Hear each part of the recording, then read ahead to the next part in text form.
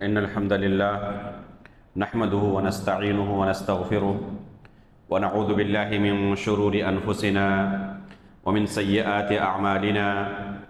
من يهده الله فلا مضل له ومن يضلل فلا هادي له، وأشهد أن لا إله إلا الله وحده لا شريك له، وأشهد أن محمدا عبده ورسوله.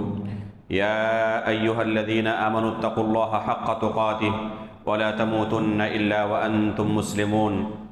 يا أيها الناس اتقوا ربكم الذي خلقكم من نفس واحدة وخلق منها زوجها وبث منهما رجالا كثيرا ونساء، واتقوا الله الذي تساءلون به والأرحام إن الله كان عليكم رقيبا. يا أيها الذين آمنوا اتقوا الله وقولوا قولا سديدا يصلح لكم أعمالكم ويغفر لكم ذنوبكم، ومن يطع الله ورسوله فقد فاز فوزا عظيما. أما بعد، فإن أصدق الحديث كتاب الله، وأحسن الهدي هدي محمد صلى الله عليه وسلم، وشر الأمور محدثاتها، وكل محدثة بدعة، وكل بدعة ضلالة، وكل ضلالة في النار. محترم و مکرم حاضرین مجلس، بزرگوں، دوستوں، اسلامی بھائیوں اور پردہ نشین ماؤں و بہنوں، اللہ کے فضل و کرم سے گزشتہ کئی ہفتوں سے اللہ رب العالمین کی صفات اور اللہ رب العالمین کے ناموں کے تعلق سے ہم پڑھ رہے ہیں العقیدۃ الواسطیہ، جو کہ شیخ الاسلام علامہ ابن تیمیہ رحمہ اللہ کی بہت ہی بہترین کتاب ہے، بہت ہی مایہ ناز تصنیف ہے.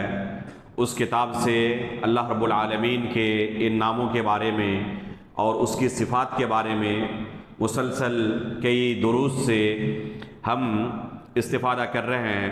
اللہ رب العالمین سے ہم دعا کرتے ہیں کہ اللہ رب العالمین ان دروس کو ہمارے لیے سمجھنا آسان کر دے اور اسے ہمارے میزان حسنات میں شمار فرمائیں.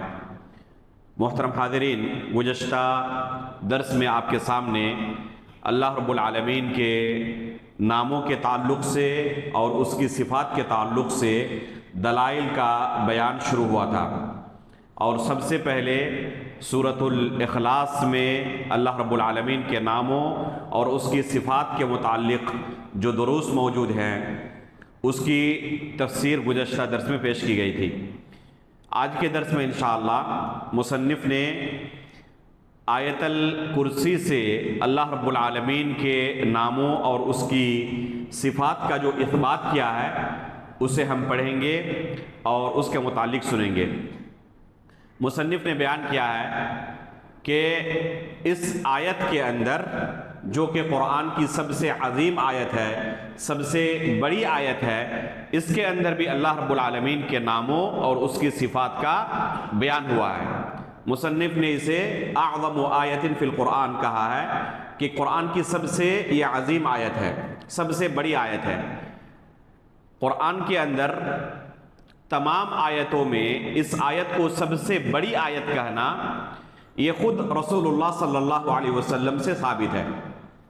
اللہ کے رسول صلی اللہ علیہ وسلم نے معروف صحابی، کاتب وحی اور قرآن کے نہایت ہی جلیل القدر عالم دین صحابہ اکرام میں سے جن کا مقام علم قرآن میں نہایت ہی اونچا ہے، ابی بن کعب رضی اللہ تعالی عنہ، جن کا لقب ابو المنذر تھا، ان سے پوچھا کہ اے ابی، کیا آپ کو معلوم ہے قرآن کی سب سے بڑی آیت کون سی ہے؟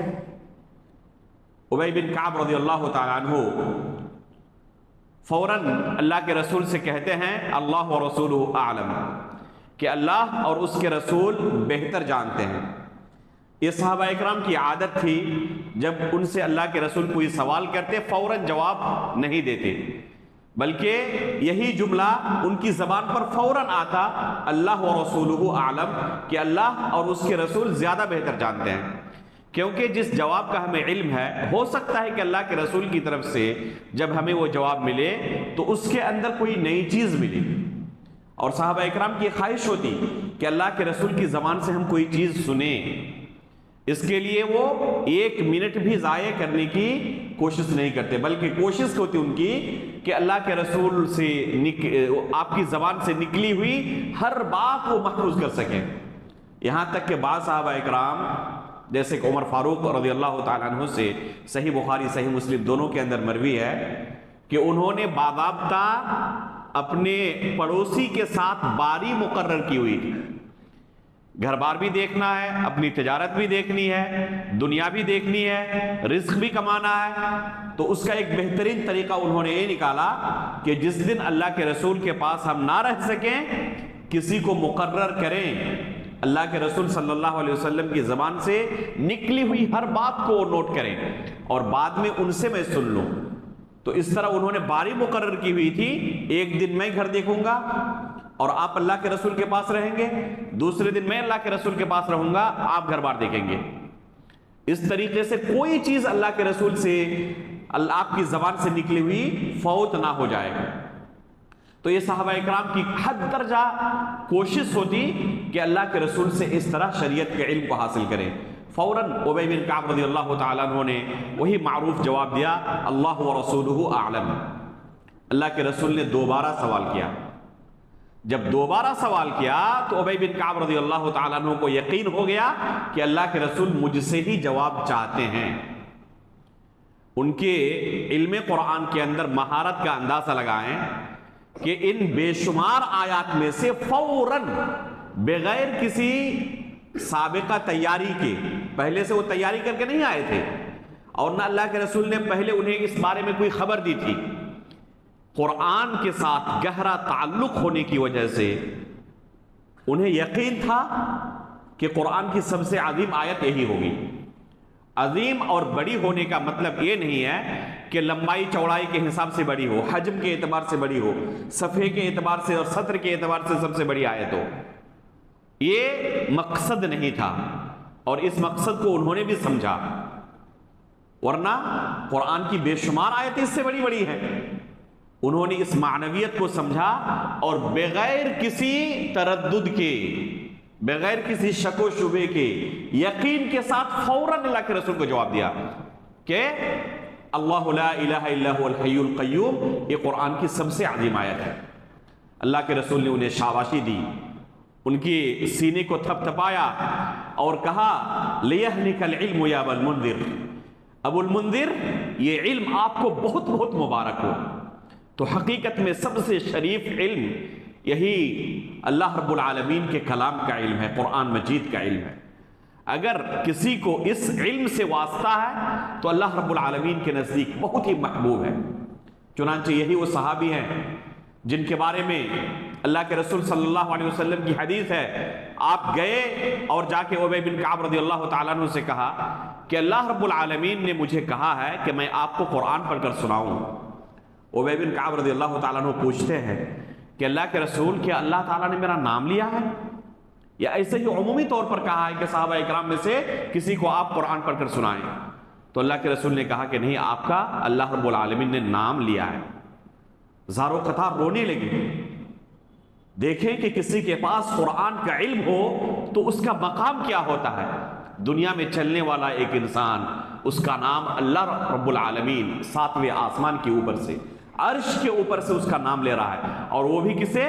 اپنے نبی کو بتا رہا ہے کہ آپ جا کر ابی بن کعب رضی اللہ تعالیٰ عنہ کو قرآن سنائیں۔ اگر اللہ نے نام نہ بھی لیا ہوتا، ایسے ہی اللہ کے رسول کسی صحابی کا انتخاب کرتے تو یہی ان کے لیے انتہائی شرف کی بات ہوتی، سعادت کی بات ہوتی کہ اللہ کے رسول نے بے شمار صحابہ میں سے ان کا انتخاب کیا۔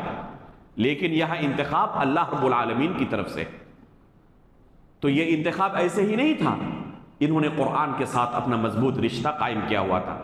فوراً بغیر کسی تردد کے جواب دیا کہ یہ آیت قرآن کی سب سے عظیم آیت ہے۔ تو اللہ کے رسول نے ان کی تائید کی، انہیں مبارکبادی دی، ان کے سینے کو تھپ تھپایا اور کہا کہ یہ علم جو آپ کے پاس ہے بہت بہت آپ کو مبارک ہو۔ لیہنک العلم یا ابا المنذر، اے ابو المنذر یہ علم آپ کو بہت بہت مبارک ہو۔ تو یہ آیت حقیقت میں اگر اس کی معنویت پر غور کیا جائے تو قرآن کی سب سے عظیم آیت ہے۔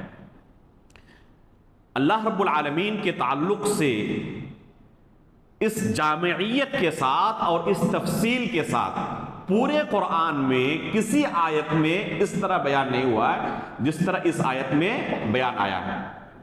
باقی دوسری صورتوں کے اندر جیسے کہ شیخ الاسلام علامہ ابن تیمیہ رحمہ اللہ نے ذکر کیا ہے کہ سورۃ الحدید کے اندر اور سورۃ الحشر کے اندر بھی، سورۃ الحشر کے آخر میں کئی آیتوں میں اللہ رب العالمین نے اپنے متعلق بیان کیا ہے، جامع انداز میں اللہ رب العالمین نے اپنی صفات اور اپنے اسما کو بیان کیا ہے، لیکن ایک ہی آیت میں اپنے اوصاف کو بیان کیا ہو، اپنے اسما کو بیان کیا ہو، پورے قرآن میں اتنی جامعیت کے ساتھ دوسری آیت میں بیان نہیں آیا۔ تو یقیناً یہ آیت سب سے عظیم آیت ہے۔ اس آیت کے اندر اللہ رب العالمین نے کیا کہا ہے اور یہ عظمت اسے کیوں حاصل ہوئی، اس کی فضیلت کے متعلق بھی بہت ساری حدیثیں وارد ہیں، بہت ساری ضعیف بھی ہیں اور کچھ صحیح حدیثیں بھی وارد ہیں، جن میں سے بعض صحیح بخاری کے اندر بھی موجود ہیں، جن میں سے ایک فضیلت میں بیان کر دوں اس لیے کہ اس کا تعلق عمل سے ہے۔ جو کوئی سوتے وقت، بستر جاتے وقت آیت الکرسی کو پڑھتا ہے، اسی طرح سورہ بقرہ کی آخری دونوں آیتوں کو پڑھتا ہے، تو اللہ رب العالمین کی طرف سے اس پر ایک فرشتہ مقرر ہو جاتا ہے جو فجر تک شیطان رجیم سے اس کی حفاظت کرتا ہے۔ اور اس بارے میں ابو ہریرہ رضی اللہ تعالیٰ عنہ کی مشہور حدیث ہے، رمضان کے زکوٰۃ یعنی صدقہ فطر کی حفاظت کے سلسلے میں یہ لمبی حدیث صحیح بخاری کے اندر موجود ہے کہ شیطان نے 3 دن مسلسل اس مال میں سے چوری کرنے کی کوشش کی۔ ابو ہریرہ رضی اللہ تعالیٰ عنہ نے 3 دن پکڑا، اللہ کے رسول کے پاس شکایت کی اور آخر میں یہ کہہ کر اپنی جان چھڑایا کہ میں آپ کو ایک نسخہ بیان کر رہا ہوں، جب آپ بستر پر جائیں تو یہ آیت پڑھ لیں، اس سے یہ ہوگا کہ شیطان آپ کے قریب نہیں آئے گا۔ اللہ کے رسول صلی اللہ علیہ وسلم کے پاس انہوں نے یہ قصہ بیان کیا تو اللہ کے رسول نے کیا کہا، صدقک وہو کذوب، کہ بالکل اس نے سچ بات کہی ہے کہ اگر کوئی آیت الکرسی پڑھ کر رات کو سوئے تو شیطان اس کے قریب نہیں جائے گا۔ البتہ یہ آپ کو پتہ ہونا چاہیے، بطور تنبیہ اللہ کے رسول نے فوراً کہا وَهُوَ كَذُوبٌ، کہ وہ جھوٹا ہے۔ اس حدیث سے بعض لوگ یہ استدلال کرتے ہیں کہ سچ بات، حق بات اگر شیطان بھی کہے تو بھی اس سے قبول کر لینی چاہیے۔ یہ فاسد اور باطل استدلال ہے۔ کہیں سے بھی اس حدیث سے یہ ثابت نہیں ہوتا کہ سچ بات شیطان بھی کہے تب بھی قبول کر لینا چاہیے، بلکہ حقیقت میں اس کے برعکس ہے۔ یہ حدیث حقیقت میں اس کے برعکس ہے، وہ اس طرح کہ شیطان بھی کبھی کبھی سچ بات بولتا ہے، لیکن تمہیں تنبیہ متنبہ رہنا چاہیے، شیطان سے قریب نہیں جانا چاہیے۔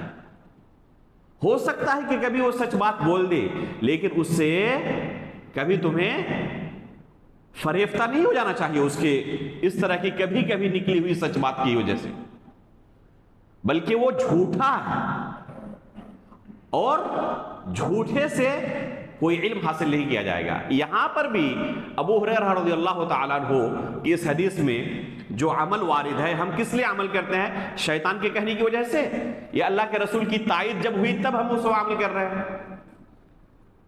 تو کوئی بھی چیز ہم قبول کرنے سے پہلے دیکھیں گے کہ قائل کون ہے۔ اگر وہ قابل اعتماد ہو تب اس کی بات قبول کی جائے گی، اور قابل اعتماد نہ ہو تو اس کی بات قبول نہیں کی جائے گی۔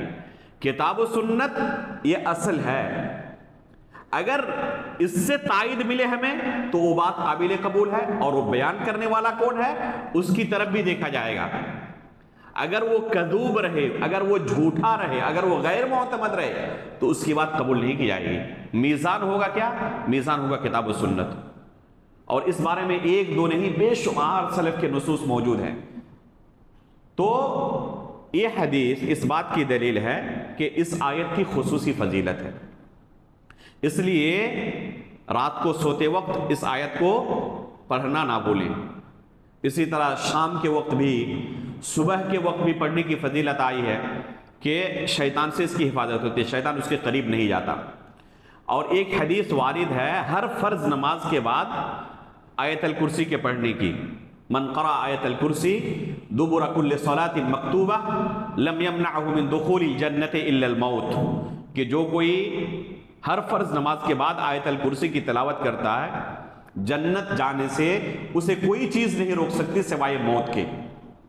تو ہر فرض نماز کے بعد پڑھنے کی اس حدیث سے فضیلت ثابت ہوتی ہے۔ البتہ اس حدیث کی صحت کے اوپر کلام ہے، اس حدیث کی صحت کے اوپر کلام ہے۔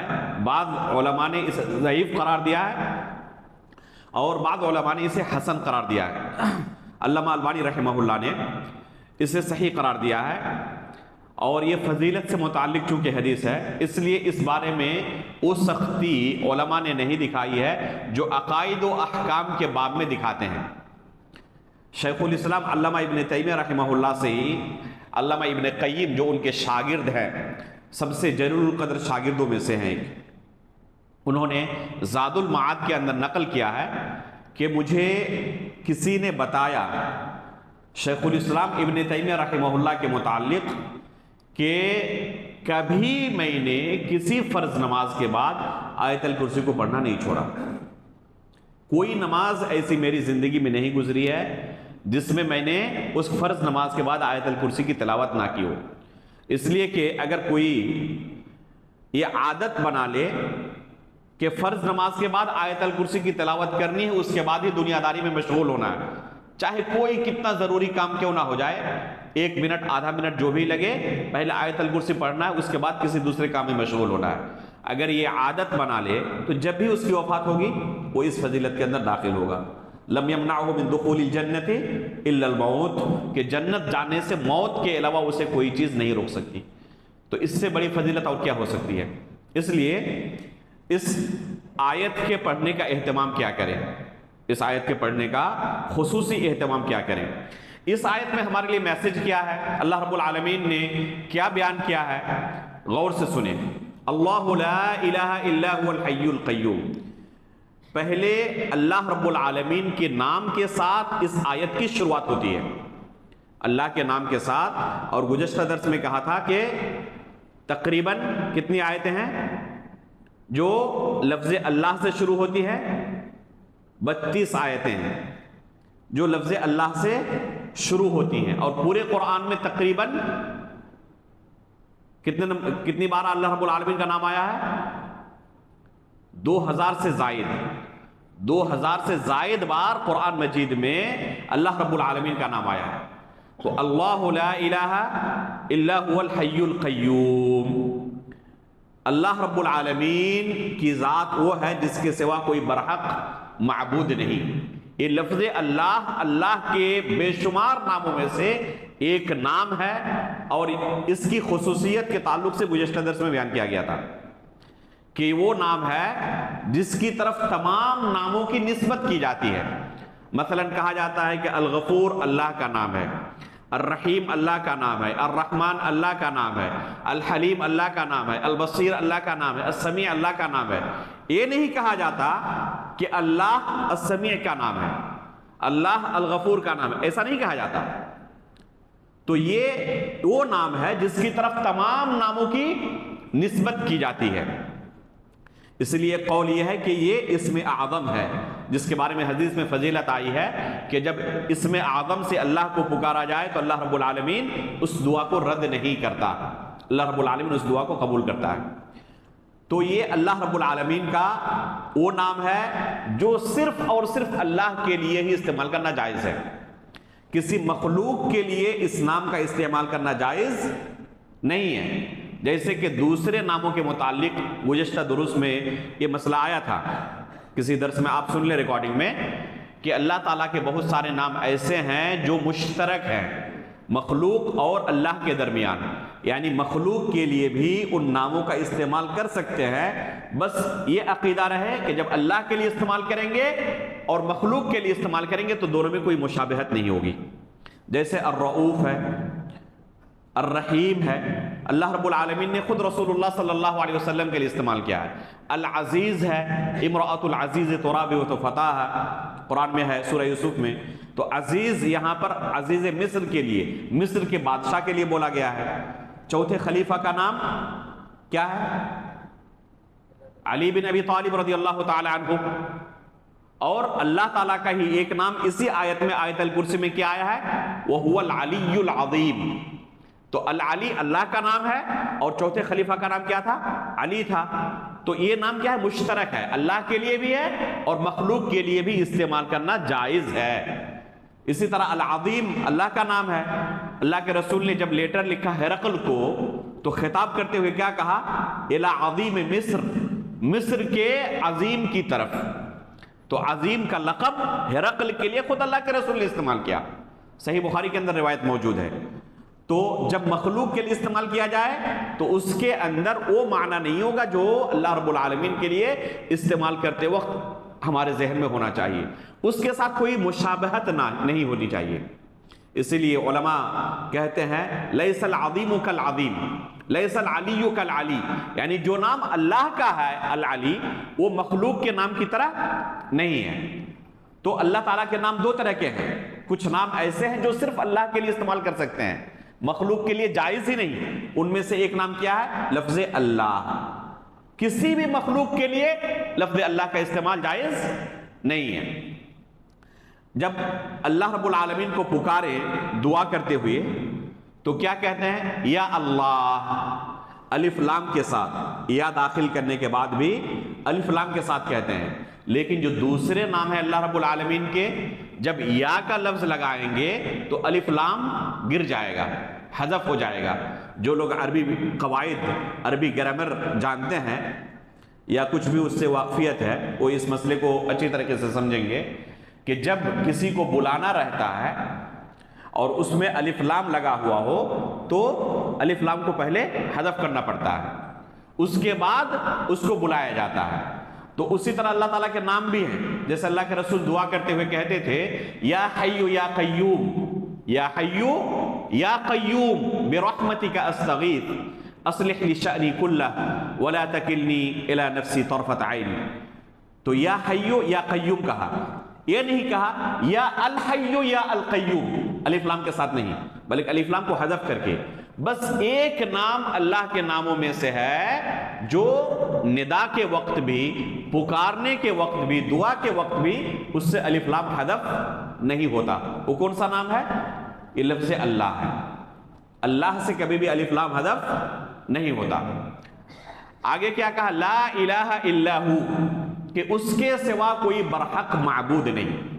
کلمہ لا الہ الا اللہ اس آیت کے اندر اس کا ایک جز ہے۔ جس کلمے کو پڑھ کر ایک شخص دائرہ اسلام کے اندر داخل ہوتا ہے، کوئی مسلمان ہونا چاہے تو اس کو کیا پڑھنا پڑے گا؟ پہلے اشہد ان لا الہ الا ہو واشہد ان محمدً عبدہ ورسولہ۔ تو کلمہ لا الہ الا اللہ پڑھے بغیر کوئی مسلمان نہیں ہو سکتا۔ اس کلمے، اس آیت کے اندر اس کے شروع میں اسی کلمے کا بیان ہے، اللہ لا الہ الا ہو۔ اور اس کا معنی کیا ہے؟ اس کا معنی اس سے پہلے تفصیل کے ساتھ الاصول الثلاثہ کے درس میں بیان کیا گیا تھا کہ اس کا صحیح معنی بس ایک ہے۔ وہ معنی کیا ہے؟ کہ اللہ کے سوا کوئی برحق معبود نہیں۔ لفظ الہ کا معنی عربی زبان میں معبود کے علاوہ کچھ نہیں ہوتا۔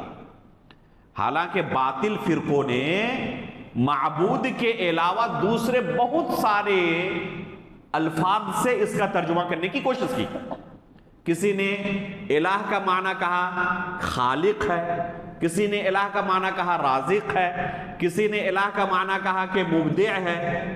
بے شمار لوگوں نے، بے شمار گمراہ فرقوں نے لفظ الہ کا الگ الگ معنی بیان کیا، حالانکہ یہ تمام معانی باطل معانی ہیں۔ صرف ایک معنی درست معنی ہے کہ الہ کا معنی ہوتا ہے معبود ہونا، اور اللہ رب العالمین نے لا الہ کہا، یعنی لا الہ حق، اللہ کے سوا کوئی برحق معبود نہیں۔ تو اس میں اللہ رب العالمین کو معبود تسلیم کرنے کا اقرار ہے، اس کی دعوت ہے کہ اللہ رب العالمین کو اپنا معبود تسلیم کر لو. اور یہی اصل نزاع تھا، جھگڑا تھا کفار اور مسلمانوں کے درمیان. ورنہ وہ بھی مانتے تھے کہ اللہ تعالیٰ خالق ہے، وہ بھی مانتے تھے کہ اللہ ہی رازق ہے، دنیا کو چلانے والا اللہ ہی ہے. کفار بھی مانتے تھے. تو اگر الہ کا معنی خالق، رازق اور مدبر وغیرہ ہوتا تو اللہ کے رسول کے ساتھ کفار جنگ ہی نہیں کرتے. جو لوگ اللہ کے رسول کو امین سمجھتے، انتہائی محبوب سمجھتے، وہ اللہ کے رسول کے خلاف تلوار کیوں اٹھا لیے؟ صرف اسی وجہ سے اجعل الآلہۃ الہا واحدا ان ھذا لشیء عجاب. تمام معبودوں کو چھوڑ کر صرف ایک اللہ کی عبادت کریں، یہ نہیں ہو سکتا. یہ تو عجیب و غریب مطالبہ ہے. تو اصل جھگڑا اسی کا تھا، اللہ رب العالمین کو معبود تسلیم کرنے کا. وہ یہ تسلیم نہیں کر پا رہے تھے تمام معبودوں کو چھوڑ کر کیسے ایک اللہ کو اپنا معبود مان لیں، سب کو باطل اور اللہ کو برحق کیسے تسلیم کر لیں. اسی چیز کا اصل جھگڑا تھا. ابو طالب جو اللہ کے رسول کے انتہائی محبوب تھے، ہر قدم پر ساتھ دینے والے، اللہ کے رسول نے اسی کلمے کا مطالبہ کیا اپنے چچا سے. ایک مرتبہ چچا میرے کانوں میں اس کلمے کو کہہ لیں، اللہ رب العالمین کے پاس میں حجت قائم کروں گا، کلمۃ احاج لک بها عند اللہ، اللہ رب العالمین کے پاس میں حجت قائم کروں گا کہ چچا نے یہ کلمہ کہا تھا میرے کانوں میں. لیکن آخر میں ان کی زبان سے کیا نکلا؟ قریش کے بڑے بڑے سردار وہاں پر کھڑے تھے، ڈرانے لگے، عار دلانے لگے کہ ابو طالب زندگی بھر شان و شوکت سے زندگی گزارنے والا، اپنی گردن ہمیشہ اونچی رکھنے والا، آخر میں ذلت کی موت مرنے والا. اب موت کے خوف سے، موت کے ڈر سے اس کلمے کا اقرار کرنے والا ہے. جو کفار کے سردار تھے سب نے عار دلانا شروع کیا. اللہ رب العالمین ہی ہدایت دینے والا ہے اور اس کے علاوہ کسی کے ہاتھ میں ہدایت نہیں ہے. یہاں تک کہ اگر نبی بھی ہو، سب سے محبوب نبی ہو، اس کے ہاتھ میں بھی اللہ نے ہدایت نہیں رکھی ہے. بس کیا رکھا ہے کہ آپ تبلیغ کر دیں، اور اس تبلیغ میں کوئی کمپرومائز نہیں. اللہ کی شریعت جیسے نازل ہوئی ہے، بغیر کسی کمی و بیشی کے، بغیر کسی کو خوش کرنے کے مقصد کے، جیسے اللہ کی شریعت ہے اسے بیان کر دیں. چاہے وہ قبول کریں چاہے قبول نہ کریں، چاہے آپ کی شخصیت مجروح ہو یا آپ کی شخصیت محبوب ہو، اس سے سروکار نہیں ہونا چاہیے. آپ اگر یہ سوچتے ہیں کہ لوگوں کو خوش کر دیں ہم، اور ایسی ایسی باتیں ان کے سامنے کہیں جس سے لوگ خوش ہو اور مجھ سے راضی رہیں، تو میری دعوت مؤثر ہوگی اور لوگ قبول کریں گے، یہ خام خیالی کے علاوہ کچھ نہیں ہے. ہدایت آپ کے ہاتھ میں نہیں ہے. اللہ کے رسول سب سے محبوب تھے ان کے نزدیک. اللہ رب العالمین کے تمام انبیاء میں سب سے محبوب نبی، بلکہ بنی آدم کے سردار. آپ اپنے سب سے قریبی محسن اپنے چچا کو ہدایت نہیں دے سکے، تو دوسرے دعات یہ کوشش کر کے ہدایت کسی کو دے سکتے ہیں؟ یہ ہدایت انسانوں کے ہاتھ میں نہیں ہے. اس لیے یہ کہنا کہ فلاں داعی کے ہاتھ میں اتنے لوگ اسلام قبول کر لیے اس لیے اس کا منہج صحیح ہے، اور فلاں کی دعوت کا کوئی اثر تو ہم نہیں دیکھ پا رہے ہیں، فالوورز تو بہت کم ہیں اس لیے ان کا منہج صحیح نہیں، یہ کوئی معیار نہیں ہے، باطل معیار ہے. یہ کیا ہے؟ باطل معیار ہے. ہدایت اللہ رب العالمین جسے دینا چاہے، ایسا بھی ہو سکتا ہے کہ زندگی بھر آپ کے خلاف، اسلام کے خلاف دشمنی میں گزاری ہو، جنگ کرنے کے لیے آیا ہو، مسلمانوں کو قتل کرنے کے لیے، اور میدان جنگ میں ہاتھ میں تلوار ہے، اور میدان جنگ میں اللہ تعالیٰ چاہے تو اس کے دل میں ہدایت ڈال سکتا ہے اور وہاں جا کے وہ اسلام قبول کر سکتا ہے. اللہ تعالیٰ اگر کسی کو ہدایت دینا چاہے تو ایسے بھی ہدایت مل سکتی ہے، اور کسی کو اللہ ہدایت سے محروم کرنا چاہے تو زندگی بھر نبی کی خدمت کرتے ہوئے گزار دے تب بھی وہ کفر کی موت مر سکتا ہے. تو ہدایت اللہ کے ہاتھ میں. اللہ کے رسول فرماتے ہیں کہ کچھ انبیاء کرام قیامت کے دن آئیں گے جن کے ساتھ ان کا ماننے والا 2 ہوگا، کسی کے ساتھ 1 ہوگا. وَنَبِيٌّ لَيْسَ مَعَهُ أَحَدٌ، اور ایسے بھی انبیاء آئیں گے جس کا ماننے والا ایک بھی بندہ نہیں ہوگا. زندگی بھر کوشش کر لی، اللہ کی شریعت کو پہنچانے کوئی کوتاہی نہیں کی، اس کے باوجود نتیجہ کیا ہے؟ صفر، ایک بھی ہدایت قبول کرنے والا نہ ملا۔ تو کیا کہا جائے گا؟ اس نبی کی دعوت ناکام ہو گئی؟ نعوذ باللہ من ذالک۔ یہ عقیدہ ایمان کے خلاف ہے۔ ایک نبی کی دعوت کبھی ناکام نہیں ہوتی ہے، لیکن وہی ہدایت دینے والا اللہ رب العالمین۔ اس لیے آپ دیکھیں کتنے ایسے لوگ ملیں گے آپ کی عملی زندگی میں، آپ نے ایک سمپل سی بات کہی اس کے سامنے اور فوراً وہ راہ راست پر آ گیا، دوسرے کے ساتھ زندگی بھر آپ کوشش کرتے رہے، راستے پر نہیں آیا۔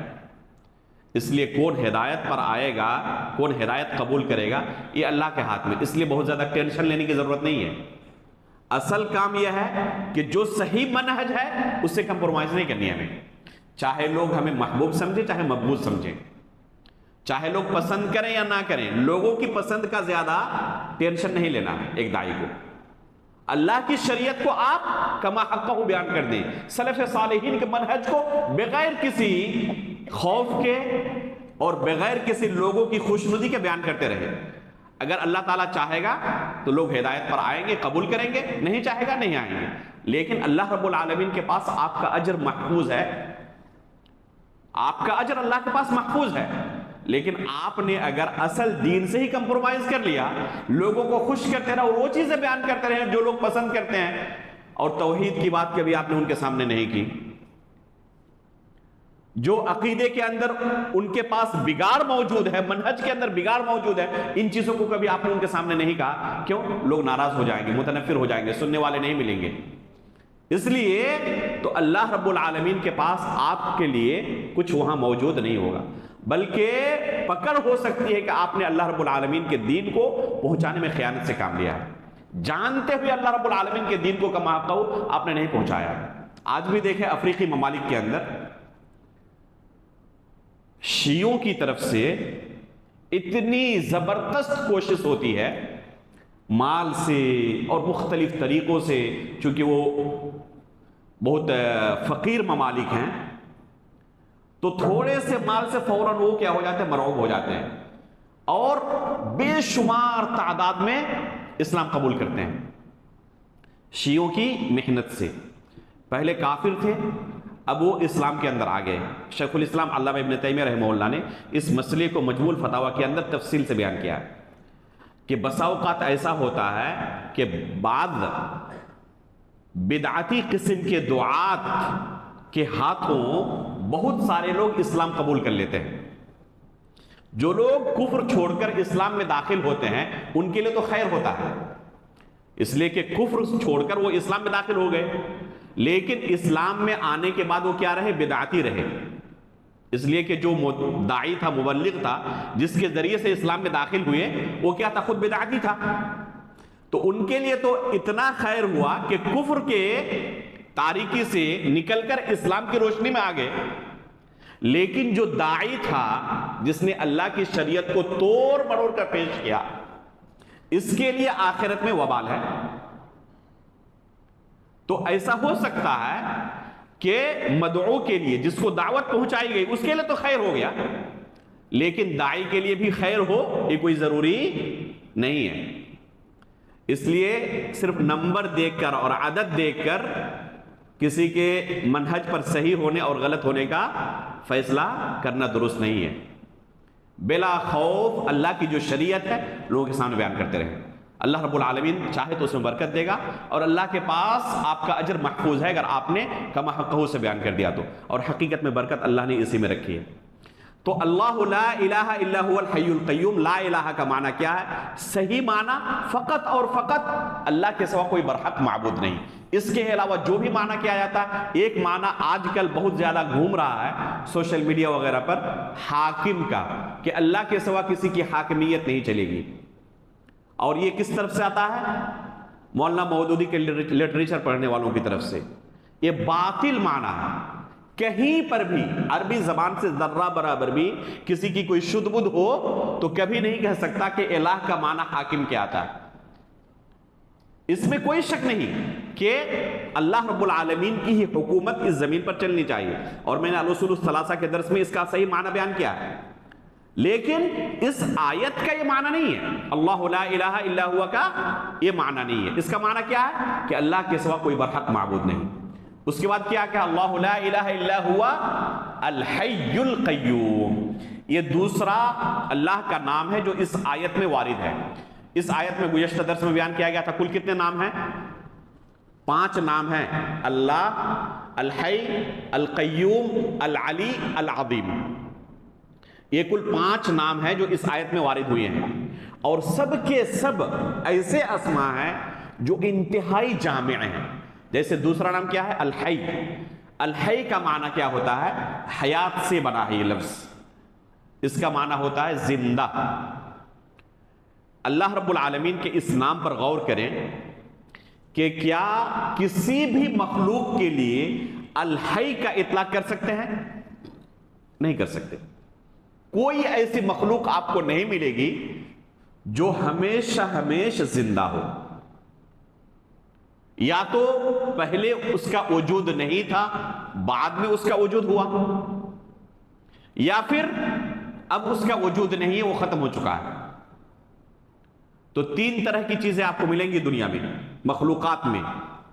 یا تو ایک زمانہ اس پر ایسا گزرا ہے جب اس کا وجود نہیں تھا، یا پھر ابھی موجود ہے، مستقبل میں موجود نہیں رہے گا، اس پر موت آ جائے گی، وہ ختم ہو جائے گا، یا پھر سرے سے اس کے اندر کبھی حیات تھی ہی نہیں۔ جیسے اس کے اندر نہ کبھی حیات تھی، نہ حیات جانے کا کوئی، ختم ہونے کا کوئی چانس ہے۔ تو 3 طرح کی چیزیں آپ کو ملیں گی، یہاں تک کہ عرش، کرسی وغیرہ جو مخلوقات ہیں، اور کل من علیہا فان ویبقى وجہ ربک کے اندر جو صحیح معنی ہے کہ ہر چیز فنا ہو جائے گی، اللہ رب العالمین کی ذات کے علاوہ کوئی چیز باقی نہیں رہے گی۔ اس کا صحیح معنی کیا ہے کہ جن چیزوں کو اللہ نے باقی نہ رکھنے کے لیے پیدا کیا ہے، فنا ہونے کے لیے پیدا کیا ہے، لیکن جن چیزوں کو اللہ رب العالمین نے باقی رکھنے کے لیے پیدا کیا ہے وہ چیزیں باقی رہیں گی۔ جیسے عرش ہے اللہ رب العالمین کا، کرسی ہے اللہ رب العالمین کی، جنت ہے اللہ رب العالمین کی۔ ان چیزوں کو اللہ رب العالمین نے فنا ہونے کے لیے پیدا نہیں کیا ہے، ابھی بھی موجود ہے۔ جنت ابھی بھی موجود ہے، جہنم ابھی بھی موجود ہے۔ عرش و کرسی، اس کا تذکرہ اسی آیت میں آیا ہے، آیت الکرسی کے اندر، اور اسی وجہ سے اس کو آیت الکرسی کہتے ہیں۔ تو ابھی موجود ہے، اور قیامت کے وقت جب پوری دنیا فنا ہو جائے گی اس وقت بھی یہ چیزیں فنا نہیں ہوں گی، لیکن ان کے اوپر بھی ایک زمانہ ایسا گزرا ہے جب وجود نہیں تھا، اللہ نے پیدا کیا ان کو، یہ مخلوق ہے۔ پتہ کیا چلا کہ الحی، اللہ کے علاوہ کوئی دوسری ذات نہیں ہے، سب کے اوپر موت آنی ہے، اور جو اپنے نفس سے موت کو دور نہ کر سکتا ہو، موت سے نہ بچ سکتا ہو، اتنا عاجز ہو، کیا وہ اس کا مستحق ہو سکتا ہے کہ اس کی عبادت کی جائے؟ کوئی عقل مند کیسے یہ قبول کر سکتا ہے کہ جو اتنا عاجز ہو، جو اپنے نفس سے موت تک دور نہیں کر سکتا، ہم اس کی عبادت کریں؟ یہ کسی عقل مند کا کام نہیں ہو سکتا۔ جتنے بھی اللہ رب العالمین کے صفات ذاتیہ ہیں، ان تمام صفات ذاتیہ کا یہ نام الحی جامع ہے۔ الحی یعنی ایسی زندگی اللہ کی جو کمال کو پہنچی ہوئی ہو، جو کمال کو پہنچی ہوئی ہو، اور کسی بھی زندگی کے لیے اس کا سننے والا ہونا، دیکھنے والا ہونا، بولنے والا ہونا، اس کا علیم ہونا، قدیر ہونا، سمیع ہونا، بصیر ہونا، بے شمار صفات ہیں۔ ان تمام صفات کا ہونا ضروری ہے۔ العلیم، علم والا، سننے والا، دیکھنے والا، یہ جو دوسرے نام ہے نا، ان ناموں کے اندر ایک صفت کا تذکرہ ہے، لیکن الحی کے اندر غور کریں کہ جتنے بھی اللہ رب العالمین کے صفات ذاتیہ ہیں، ان تمام کا مرجع یہ نام ہے۔ تمام صفات ذاتیہ الحی کے اندر داخل ہے۔ دوسرا نام کیا اللہ تعالیٰ نے، تیسرا نام کیا بیان کیا؟ القیوم۔ قیوم کا معنی 2 ہوتا ہے، القائم بنفسہ، جو بذات خود قائم ہے، کسی کا محتاج نہیں ہے، بذات خود کو کیا ہے؟ قائم ہے، اور دوسروں کو تھامے ہوئے ہے۔ دوسرا معنی اس کا کیا ہے کہ دوسروں کو وہ تھامے ہوئے ہے۔ جیسے کہ قرآن میں اللہ رب العالمین نے زمین و آسمان کے بارے میں کیا کہا ہے کہ اللہ رب العالمین نے زمین و آسمان کو زائل ہونے سے روکا ہوا ہے۔ یہ پرندے، سورۃ الملک آپ پڑھیں، پرندوں کے بارے میں اللہ رب العالمین نے کیا کہا ہے کہ وہ ہوا میں جب اڑتے ہیں تو ان کو گرنے سے کون روکتا ہے؟ ما یمسکہن الا الرحمن، اللہ رب العالمین کے علاوہ کوئی ان کو اس ہوا میں روکنے والا نہیں ہے۔ تو دوسروں کو اللہ رب العالمین کیا ہوا ہے؟ تھامے ہوئے ہے، خود بذات خود قائم ہے، کسی کا محتاج نہیں۔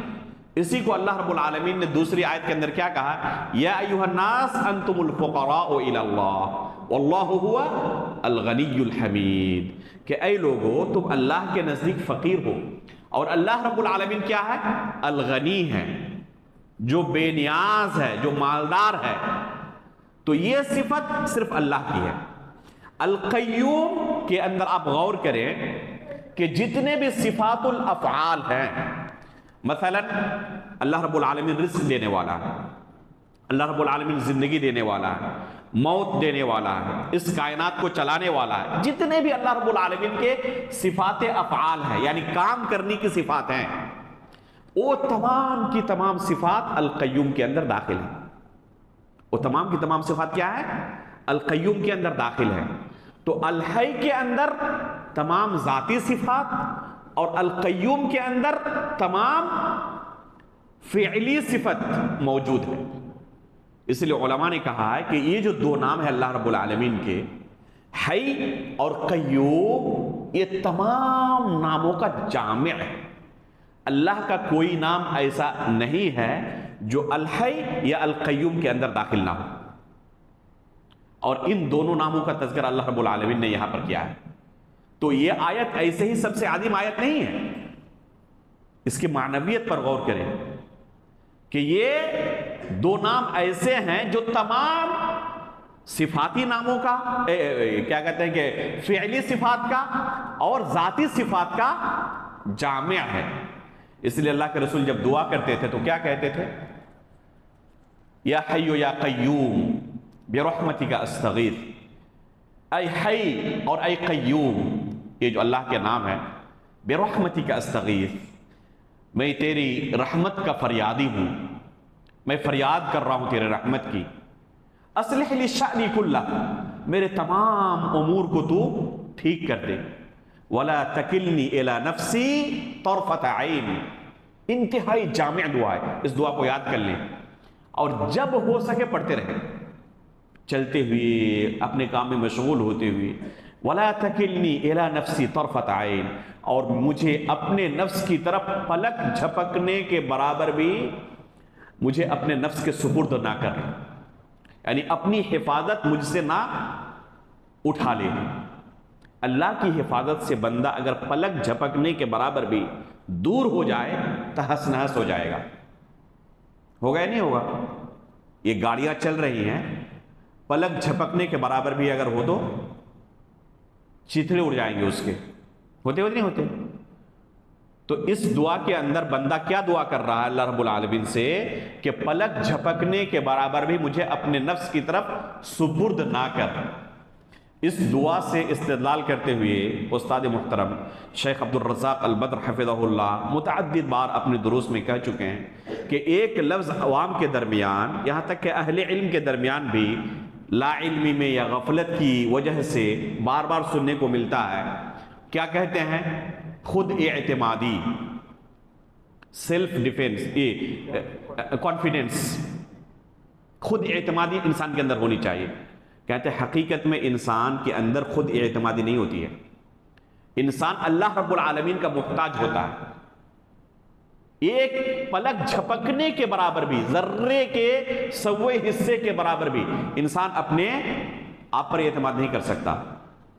وَلَا تَكِلْنِي إِلَىٰ نَفْسِي طَرْفَةَ عَيْنٍ، اللہ کے رسول نے دعا کی کہ پلک جھپکنے کے برابر بھی مجھے اپنے نفس کی طرف مجھے سپرد نہ کر۔ تو اس کے اندر اللہ کے رسول دو ناموں کا تذکرہ کر رہے ہیں، انہی دو ناموں کا جن کا تذکرہ اس آیت میں آیا ہوا ہے۔ اللہ لا الہ الا هو الحی القیوم۔ آگے کیا کہا؟ لا تأخذه سنۃ ولا نوم، کہ اللہ رب العالمین کو نہ کبھی اونگ آتی ہے اور نہ کبھی نیند آتی ہے۔ دیکھیں اس آیت کے اندر ان الفاظ میں کتنی جامعیت ہے۔ صرف اونگ کا آنا یہ کس چیز کی دلیل ہے؟ نقص کی دلیل ہے، کمی کی دلیل ہے، خلل کی دلیل ہے، عاجزی کی دلیل ہے کہ وہ اتنا عاجز ہے، اتنا لاچار ہے، اتنا بے بس ہے کہ اونگ تک سے اپنے آپ کو بچا نہیں پا رہا ہے۔ اگر اونگ آ جائے کسی کو تو غافل ہوتا نہیں ہوتا، اس دوران اس کے ساتھ کیا کچھ حادثہ ہو سکتا ہے وہ سوچ بھی نہیں سکتا۔ مثلا کوئی ڈرائیونگ کر رہا ہو ہائی وے پر 140 کی اسپیڈ سے، عموماً سعودی عرب کے اندر 140 کی اسپیڈ سے ہی لوگ چلتے ہیں، یہ وہاں پر سرکاری اسپیڈ ہے۔ ایک سیکنڈ کے لیے بھی اگر کسی کو اونگ آ جائے اس کا کیا حشر ہوگا؟ جسم کے چیتھڑے اڑ جائیں گے۔ تو یہ نعاس، لا تأخذہ سنۃ، جس کو عربی میں نعاس کہتے ہیں، اونگ کا آنا، یہ کس بات کی دلیل ہے؟ یہ عاجزی کی، لاچاری کی، بے بسی کی دلیل ہے۔ تو جو شخص اپنے آپ سے نیند اور اونگ تک نہ روک سکے، کیا وہ معبود ہو سکتا ہے؟ کیا وہ اس چیز کا مستحق ہے کہ اس کی عبادت کی جائے؟ لیکن لوگ ایسے لوگوں کے اوپر بھی اعتماد کرتے ہیں جو اونگ اور نیند تو دور کی بات ہے، موت کو گلے لگا چکے ہیں اور قبر کے اندر جا چکے ہیں، جن کے اندر مستقبل میں کبھی حرکت کرنے کی بھی کوئی گنجائش نہیں ہے، ان کو بھی اپنا رب مان لیتے ہیں، ان کو بھی اپنا معبود مان لیتے ہیں اور ان کی بھی عبادت کرتے ہیں۔ حالانکہ اگر کسی کو اونگ تک آ جائے تو اس بات کا مستحق نہیں کہ وہ رب ہو سکے، وہ خالق ہو سکے، وہ معبود ہو سکے۔ تو یہ ہمارے رب کی صفت ہے کہ اسے اونگ تک نہیں آتی۔ تو یہ ایسی صفت ہے جو صفت منفی ہے، نیگیٹو صفت۔ اور اللہ رب العالمین کے لیے قرآن و حدیث میں جب بھی کوئی نیگیٹو صفت آئے، منفی صفت آئے، تو وہاں پر ہمیں یہ عقیدہ رکھنا ضروری ہے کہ اس کا جو اپوزٹ ہے، اس اپوزٹ، اس کے برعکس، اس کے اندر کمال اللہ کے یہاں موجود ہے۔ اگر کمال کو نہ مانے تو حقیقت میں وہ کوئی اچھی صفت نہیں کہی جا سکتی۔ کسی کو اونگ نہیں آتی، یہ کوئی حقیقت میں اس وقت تک اچھی صفت نہیں ہوگی جب اس کا اپوزٹ جو ہے یعنی کمال قدرت اسے حاصل ہے۔ یہ ہے اپوزٹ معنی۔ تو کمال قدرت کو جب ہم تسلیم نہیں کریں گے تو صرف اونگ کا نہ آنا کوئی بہت بڑی خوبی نہیں ہے۔ اسے اونگ آتی ہے، اسے بھی اونگ نہیں آتی ہے، لیکن کیا اس کے پاس قدرت ہے؟ قدرت نہیں ہے۔ تو اللہ رب العالمین نے جب اپنے لیے اونگ کے نہ آنے کا، نیند کے نہ آنے کا اس کی نفی کی، تو ساتھ میں ہمیں یہ عقیدہ رکھنا پڑے گا کہ اس کے برعکس اس کے پاس جو خوبی ہے وہ کیا ہے؟ کمال قدرت کی خوبی موجود ہے اللہ رب العالمین کے پاس، جو کہ الحی اور القیوم کے اندر بیان ہوا کہ وہ کیا ہے؟ تمام چیزوں کو سنبھالی ہوئی ہے۔ تو لا تأخذہ سنۃ ولا نوم۔ اس کے بعد آگے کیا کہا؟ لا تأخذہ سنۃ ولا نوم لہ ما فی السماوات وما فی الارض۔ زمین و آسمان میں جتنی چیزیں ہیں سب اس کی ملکیت ہے، چاہے انسان کتنا ہی بڑا بادشاہ کیوں نہ بن جائے، پوری زمین پر اس کی حکومت ہو۔ چند بادشاہ ایسے گزرے بھی ہیں جن کی پوری دنیا میں ملکیت تھی، پھر بھی وہ اللہ کے سامنے فقیر ہے، اللہ رب العالمین کے سامنے فقیر ہے۔ اگر اپنی پوری سلطنت بیچ دے تو اللہ رب العالمین نے جو مخلوقات پیدا کی ہے ان مخلوقات کے ایک وقت کی روزی کا بندوبست نہیں کر سکتا ہو، بلکہ اسے پتا بھی نہیں ہے کہ اللہ تعالیٰ کی کتنی مخلوقات ہیں۔ تو انسان بظاہر جو کچھ ملکیت رکھتا ہے یہ اللہ رب العالمین کا اسے مالک بنانے کی وجہ سے ہے۔ اس لیے ہم دعا کیا کرتے ہیں؟ اللہم مالک الملک تؤتی الملک من تشاء وتنزع الملک ممن تشاء۔ اس لیے آپ دیکھتے ہیں کتنی ایسی مثالیں موجود ہیں۔ صبح جب بیدار ہوا تھا تو بادشاہ تھا، شام کو جب شام کیا اس نے تو فقیر کی حالت میں، بلکہ اپنا جان لے کر کسی طرح بھاگا تاکہ لوگ قتل نہ کر دیں۔ ماضی قریب میں بھی ابھی مثالیں ہمارے سامنے موجود ہیں۔ تو یہ ہے لوگوں کی حالت جو صبح بادشاہ ہوتے ہیں اور سمجھتے ہیں کہ مجھے کوئی ہرانے والا نہیں، شام ہوتے ہوتے اپنی جان کے لالے پڑ جاتے ہیں۔ لہو ما فی السماوات والارض، یہ صرف اللہ رب العالمین کی صفت ہے، اس کے علاوہ کسی کی نہیں۔ لہو ما فی السماوات والارض، اس کے بعد آگے کیا کہا؟ یعلم ما بین ایدیہم وما خلفہم ولا یحیطون بشیء من علمہ الا بما شاء۔ یعلم ما بین ایدیہم وما خلفہم۔ آپ 10 بجے تک درس ختم کرنا رہتا ہے، اگر 5-10 منٹ آپ لوگ اگر صبر کریں تو اس آیت کو شاید ختم کر لے جائیں۔ اچھا، من ذا الذی یشفع عندہ الا باذنہ، شفاعت کے سلسلے میں 5-10 منٹ لے سکتے ہیں؟ بس کوشش کریں گے 10:05 تک تقریباً۔ بیچ میں کیا کہا اللہ رب العالمین نے؟ من ذا الذی یشفع عندہ الا باذنہ، اللہ رب العالمین کے پاس اس کی اجازت کے بغیر کون شفاعت کر سکتا ہے؟ اس کی اجازت کے بغیر اللہ کے پاس کوئی شفاعت نہیں کر سکتا۔ یہ شفاعت والی آیت، شفاعت والا مسئلہ اس بیچ میں اللہ تعالیٰ نے کیوں داخل کیا؟ اس کا گہرا تعلق ہے اللہ رب العالمین کی ذات سے۔ بہت سارے لوگ کیا کرتے ہیں، اس ناحیے سے اللہ رب العالمین کے ساتھ شرک کرتے ہیں، اس ناحیے سے اللہ رب العالمین کے ساتھ شرک کرتے ہیں، جس کا تذکرہ اللہ رب العالمین نے قرآن کے اندر دوسری جگہوں پر کیا ہے۔ جن کی یہ صفات ہو ان کے علاوہ کوئی عبادت کا مستحق نہیں ہو سکتا، لیکن لوگ کیا کرتے ہیں؟ بعض مخلوقات کو یہ نہیں کہتے کہ ہم ان کی عبادت کرتے ہیں، کہتے ہیں کہ یہ ہماری شفاعت اللہ کے پاس کر دیں گے۔ چنانچہ اللہ تعالیٰ نے قرآن کریم میں ان کے تعلق سے نقل کرے کیا ہے؟ ما نعبدهم الا ليقربونا الى الله زلفا، کہ ہم ان کی عبادت صرف اس لیے کرتے ہیں کہ اللہ کے بڑے مقرب بندے تھے، بڑے نیک تھے، یہ اللہ کے پاس ہماری شفاعت کر دیں گے۔ یہ بھی اللہ رب العالمین کی توحید کے خلاف ہے، بلکہ یہ شرک کے قبیل سے ہے کہ کوئی کسی کی عبادت اس لیے کرے کہ حقیقت میں ان کی عبادت مقصود نہیں، اللہ کی قربت مقصود ہے، یہ اللہ کے مقرب بندے تھے، یہ ہماری شفاعت کر دیں گے، تو یہ حقیقت میں اللہ رب العالمین کی شفاعت انہیں حاصل نہیں ہوگی۔ من ذا الذی یشفع عندہ الا باذنہ، اللہ کی اجازت کے بغیر کون شفاعت کر سکتا ہے؟ تو شفاعت میں قرآن و حدیث کے نصوص کو جمع کیا جائے تو 3 اہم چیزیں موجود ہیں۔ اللہ رب العالمین جنہیں اجازت دے گا صرف وہی شفاعت کر سکتے ہیں۔ دوسری چیز، جن سے اللہ رب العالمین راضی ہوگا وہی شفاعت کر سکتے ہیں۔ اور تیسری چیز کہ اللہ رب العالمین کی شفاعت کے حقدار وہی ہوں گے جو موحد ہوں گے، اس کے علاوہ کوئی دوسرا اللہ رب العالمین کی شفاعت کا حقدار نہیں ہوگا۔ اللہ رب العالمین جن کو بھی اجازت دیں گے ان کے تعلق سے یہ اللہ کے رسول صلی اللہ علیہ وسلم کی حدیث اپنے سامنے رکھیں۔ ابو ہریرہ رضی اللہ تعالیٰ عنہ کو جو آپ نے کہا تھا کہ اسعد الناس بشفاعت یوم القیامہ من قال لا الہ الا اللہ، قیامت کے دن میری شفاعت کا سب سے زیادہ حقدار کون ہوگا؟ جو صدق دل سے لا الہ الا اللہ کہا ہوگا۔ تو یہ ہے شفاعت کا اس آیت کے اللہ رب العالمین کی وحدانیت کے ساتھ گہرا تعلق، کہ بعض لوگ کیا کرتے ہیں؟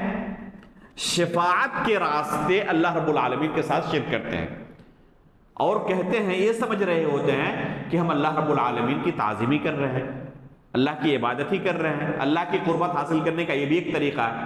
تو حقیقت میں یہ طریقہ مشروع نہیں ہے، اس لیے کہ اللہ رب العالمین نے اس کی اجازت نہیں دی ہے۔ دوسری آیت میں صریح طور پر اللہ رب العالمین نے اسے شرک کہا ہے۔